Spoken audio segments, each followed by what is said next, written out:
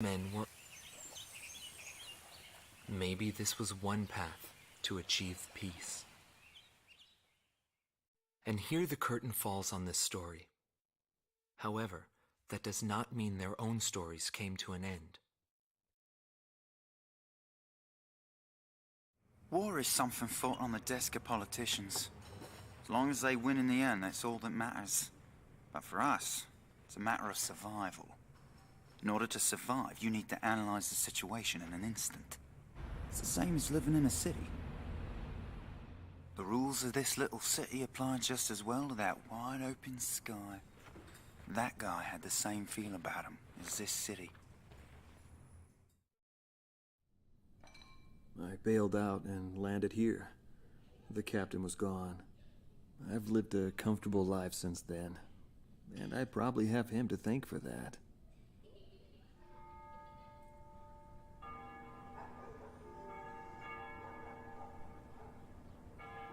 They ring the bells here at dusk to honor the liberation of the capital. It signals peace, but to me, they are the sounds of death.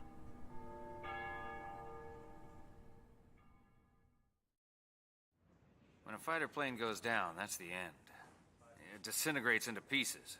Incinerated beyond recognition. It's a scary thought. But it also makes you feel alive.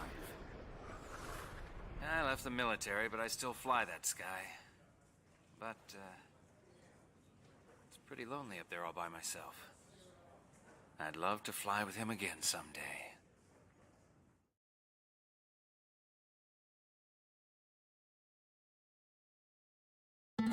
Marcela Vasquez, the Espada team's number 2 and former member of the Sapan Air Force, 9th Air and Land Division, 11th Tactical Fighter Squadron.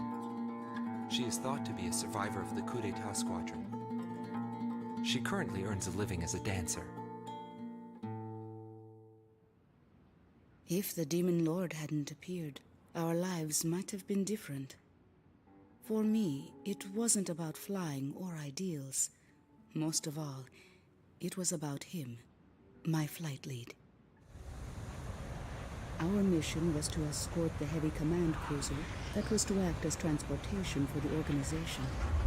And the Demon Lord appeared, as if to block our path. I will never forget his overwhelming power. One by one, my comrades were shot down, and then the mother bird we were supposed to protect. We survived after the fight. We left our organization and returned to the ground together. But he was heavily wounded. He soon passed away, leaving me behind. We were only able to spend a short time together in peace and quiet. But I don't blame anyone. The regret and suffering that remained after that battle were also what he had given me. They're among the precious few things he left behind.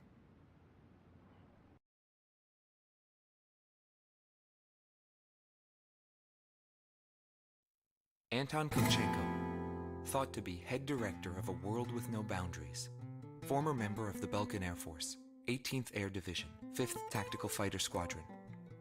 In his glory days, he was a Belkan ace, and later became head of their Department of Weapons Development and Technology. But the military sent him back out on the front lines as a commander. In March of 1995, he suddenly disappeared along with his platoon and was never accounted for after that. The Belkan Air Force announced that he died in combat. Several months after that, his corpse was found close to the Belkan border. The whole story is still shrouded in mystery.